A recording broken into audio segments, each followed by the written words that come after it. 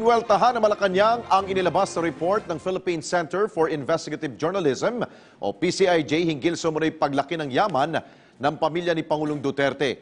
Git na Malacanang, tama ang idineklara ni Pangulong Duterte sa kanyang Statement of Assets, Liabilities and Net Worth o SALN. Nanindigan naman si Presidential Spokesperson Salvador Panelo na sinagot na niya ang sulat noon ng PCIJ. May report si Marita Muahe. Nagpaliwanag na si Pangulong Rodrigo Duterte tungkol sa mga pahayag ng Philippine Center for Investigative Journalism kaugnay ng yaman umano ng mga Duterte.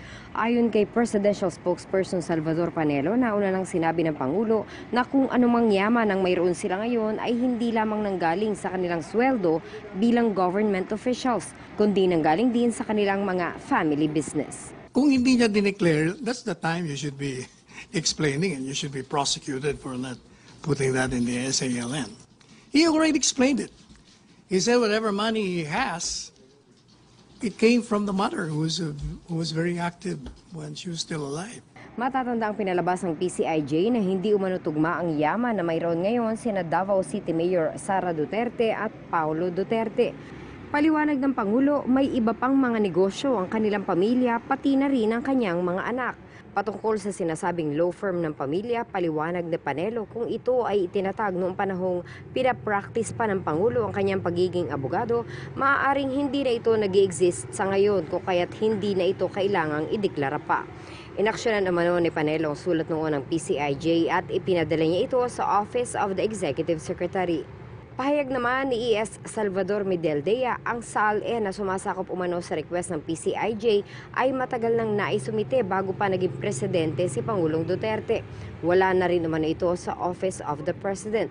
Dagdag pa nito, pinipilit ng mga kalaban ng Pangulo na gawan nito ng issue, subalit hindi sila nagtatagumpay. Matibay pa rin naman ang commitment ni Pangulong Duterte na alisin ang korupsyon sa pamahalaan at marami nang sinibak sa pwesto dahil dito. Kaya umano ng Pangulo na tingnan ang mga ito sa mata dahil wala siyang bahid ng korupsyon. Samantala, binigyan din pa ni Panelo na mas mahalaga na nagdeklara ang Pangulo ng kanyang SALN.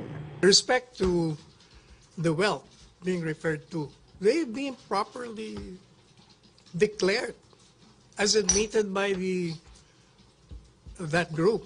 What is prohibited is when you do not declare your assets. But he has declared them. So what's the hulu-balu? Marita Muahe, para sa Bayan. Pagsapit ng alas 6 ng gabi, tutok na sa Balitang Subok at Laging Una. Muling nagbabala si Pangulong Rodrigo Duterte laban sa mga sangkot sa katiwalian at iligal na droga. Balitang napapanahon at laging maaasahan. This weekend, nagpapaulan pa rin sa malaking bahagi ng bansa ang Southwest Monsoon o yung hanging habagat. Balitang masusing kinalap para sa kapakanan ng mamamayan. Mahigit 100,000 trabaho sa loob at labas ng bansa ang naghihintay sa mga job seeker. Samahan ang tampalang Alex Santos at Catherine Vital sa PTV News. Hatid namin sa inyo para sa Bayan.